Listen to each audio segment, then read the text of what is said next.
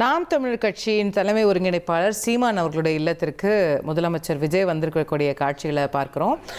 திரு சீமான் அவர்கள் அவரை வாசலில் வந்து வரவேற்று அவருடைய வரவேற்பறைக்கு அழைத்து சென்றார். அங்கே ஒரு பெரிய லைப்ரரி வச்சிருக்கிறாரு திரு சீமான் அவர்கள். அங்கே அந்த அறை முழுவதுமே அவர் விசிட்டர்ஸை வரவேற்கக்கூடிய அந்த அறை முழுவதுமே புத்தகங்களால் நிறைந்திருக்கும். அந்த செவரு ஃபுல்லாக 4 செவத்துலேயும் புத்தகங்கள் தான் இருக்கும். அந்த அறைக்கு தான் அழைத்து செல்கிறார் முதலமைச்சரை. அங்கே அவர் அதே போல் சீமான் அவர்களுடைய மனைவி கயல்விழி அவர்களும் அங்கே இருந்து வரவேற்ற காட்சிகளை பார்த்தோம். இருவரும் பூங்கொத்து கொடுத்து கொண்டார்கள். அதோ பின்னாடி கயல்விழி அவர்கள் இருக்கிறாங்க, நமக்கு தெரியுறாங்க. அதே போல் இருவரும் பூங்கொத்து கொடுத்து கொண்டார்கள். சீமான் அவர்கள் முதலமைச்சருக்கு ஒரு புத்தகத்தை பரிசாக வழங்கினார். அதே போல் முதலமைச்சரும் சீமான் அவர்களுக்கு பூங்கொத்து கொடுத்து சால்வை அணிவித்து மரியாதை செய்தார். அந்த மரியாதை நிமித்தமான காட்சிகள்லாம் முடிந்த பிறகு தயவுசெய்து தேங்க்யூ மீடியாலாம் வெளியே போங்க அப்படின்னு அங்கே இருக்கிறவங்க சொல்லி நம்ம கேமராமேன் எல்லாம் வெளியே அனுப்பிட்டாங்கன்றதை பார்க்க முடிகிறது. அண்ணனும் தம்பியும் நிறைய விஷயங்கள் பேசிக்குவாங்க. அப்போ எதுக்கு அங்கே மீடியா கேமராலாம் அப்படின்னு நினைச்சாங்களோ என்னவோ. அதனால அங்கே ஊடகத்தினரை வெளியே அனுப்பிட்டு முதலமைச்சர் திரு சீமான் அவர்களோட அங்கே இப்போ பேசிக்கிட்டு இருக்காங்க. இந்த தருணம் அவங்க உள்ளதான் இருக்கிறாங்கன்றதை பார்க்க முடிகிறது. ஊடகத்தினர் வெளியே காத்திருக்கிறார்கள் முதலமைச்சர் வெளியே வருவதற்காக.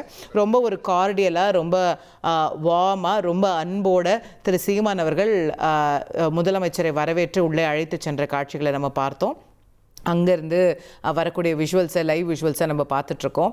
திரு சீமான் அவர்கள் அரசியலில் நேர் எதிர் முனையாக இருந்தாலும் கூட இன்னைக்கு இன்ஃபேக்ட் முதலமைச்சர் சந்தித்தவங்க எல்லாமே அரசியலில் நேர் எதிர் முனையில் இருக்கக்கூடியவங்க தானே.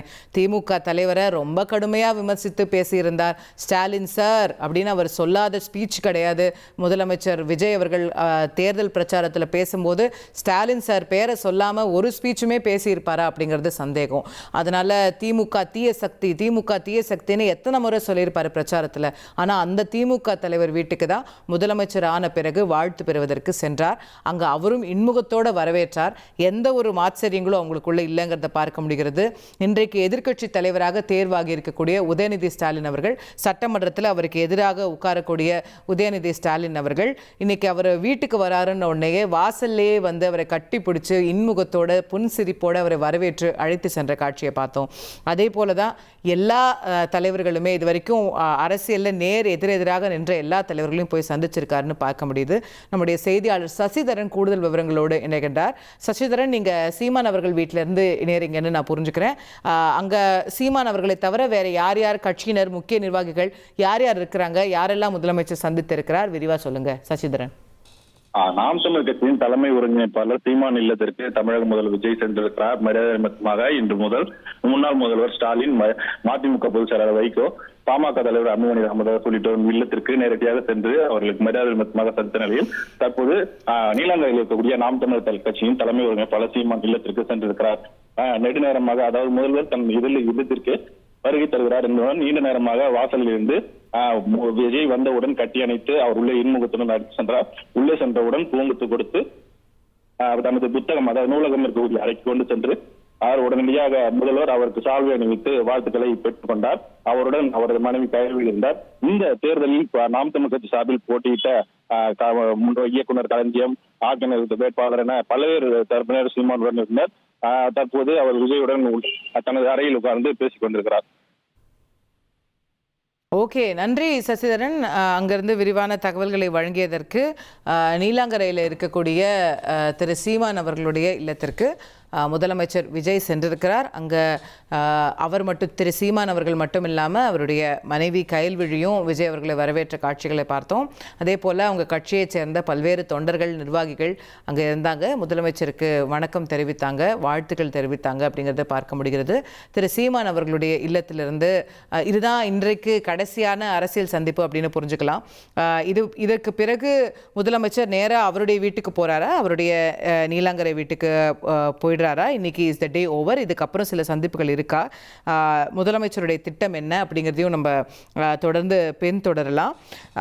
அன்புமணி ராமதாஸ் அவர்களுடைய இல்லத்தில் கிட்டத்தட்ட 1/2 மணி நேரம் ஸ்பெண்ட் பண்ணியிருக்கிறாரு முதலமைச்சர் விஜய்ன்னு புரிஞ்சுக்கிறோம். சீமான் அவர்களுடைய இல்லத்தில் இன்னும் எவ்வளோ நேரம் இருப்பார் அப்படிங்கிறத நம்ம பொறுத்திருந்து பார்க்கணும். திரு சீமான் அவர்களுடைய இல்லத்தில் முதலமைச்சர் திரு விஜய் அவர்கள் தற்போது இருக்கின்றார். அங்கே அவரோட பேசி வருகின்றார் அப்படிங்கிறத பார்க்கணும். அவர் வெளியே வர்றதுக்காக அங்கே அவருடைய சீமான் அவர்களுடைய கட்சியினர், நம்ம ஊடகத்தினர் எல்லாருமே காத்திருக்காங்க. முதலமைச்சர் இந்த எல்லா தலைவர்களுடைய வீட்டுக்கும் போகிறாங்க அப்படிங்கிறது தெரிஞ்சதுமே பொதுமக்களுமே கூட அந்த ஈசிஆர் சாலையில் அவர் போகக்கூடிய பகுதியில் இப்போ அன்புமணி அவர்கள் வீட்டுக்கு வரப்போகிறாரு, இப்போ சீமான் வீட்டுக்கு வரப்போகிறாருன்னு தெரிஞ்சு பொதுமக்கள், விஜய் அவர்களுடைய ரசிகர்கள் எல்லாருமே கூட பல பேர் சாலையோட 2 பகுதியிலையும் கூடி நின்று அவருக்கு வரவேற்பு அளிக்கக்கூடிய, வாழ்த்துக்களை தெரிவிக்கக்கூடிய, கையசைக்கக்கூடிய காட்சிகளை நம்ம பார்க்குறோம். அந்த மாதிரியான நிகழ்வுகளும் கூட இன்னைக்கு தொடர்ந்துட்டுருக்குன்னு பார்க்குறோம். நேற்று முதலமைச்சராக பதவியேற்ற திரு விஜய் அவர்கள் நேற்று முதல் நாள் 3 கையெழுத்துக்களை போட்டார். கோட்டைக்கு சென்றார், தன்னுடைய பணிகளை தொடங்கினார். அதுக்கப்புறம் பெரியார் திடலுக்கு சென்றார், நிறைய விஷயங்களை செஞ்சாங்க. அதே போல் இன்றைக்கு சட்டமன்றத்தில் அவருடைய முதல் நாள், சட்டமன்ற உறுப்பினராக பதவியேற்றார். சட்டமன்ற உறுப்பினராக எல்லாருமே இன்னைக்கு பதவியேற்றுக் கொண்டார்கள். அவருடைய அமைச்சரவை சகாக்கள், எதிர்க்கட்சி தலைவர்னு எல்லாருமே அமைச்சர்களாக பதவியேற்றுக் கொண்டார்கள். அந்த நிகழ்வுகள்லாம் முடிஞ்ச பிறகு, ஸ்பீக்கருடைய எலெக்ஷன் முடிஞ்ச பிறகு, ஸ்பீக்கருக்கான நாமினேஷனை ஜேசிடி பிரபாகர் அவர்களோடு சேர்ந்து முதலமைச்சரும் சென்று அந்த நாமினேஷனை வழங்கினார்ன்றதை பார்க்க முடிந்தது. போட்டியின்றி தேர்வாகி இருக்கின்றார் ஜேசிடி பிரபாகர் அவர்கள் ஸ்பீக்கராக, அவையினுடைய சபாநாயகராக அப்படிங்கிறத பார்க்கிறோம். அதைத் தொடர்ந்து மதிய உணவுக்கு பிறகு நேராக இந்த அரசியல் சந்திப்புகளை நிகழ்த்துவதற்காக முதலமைச்சர் விஜய் வந்திருக்கிறார். முதல்ல திமுக தலைவர் வீட்டுக்கு போனார், அப்புறம் மதிமுக பொதுச் செயலாளர் வைகோ அவர்களுடைய வீட்டுக்கு போனார், அதுக்கப்புறம் பாமக தலைவர் அன்புமணி ராமதாஸ் அவர்களுடைய வீட்டுக்கு, இப்போது நிறைவாக திரு சீமான் அவர்களுடைய வீட்டுக்கு வருகை தந்திருக்கிறார். இதுக்கப்புறம் முதலமைச்சருடைய பிளான் என்ன அப்படிங்கிறத நம்ம பொறுத்திருந்து பார்க்கணும். 1,28,00,000 மனங்களை வென்ற தந்தி டிவி யூடியூப் சேனல். தவிர்க்க முடியாத தம்ப்நெயில், கலக்கலான கான்டென்ட்ஸ். நீங்களும் இந்த குடும்பத்தில் இணைய இப்பவே சப்ஸ்கிரைப் பண்ணுங்க. அசுரபலம் கொண்ட எங்கள் டிஜிட்டல் கரங்களில் உங்கள் விளம்பரங்களை சேர்க்க வாட்ஸ்அப் பண்ணுங்க. 8939888838. Email advtthanditv@dttv.in.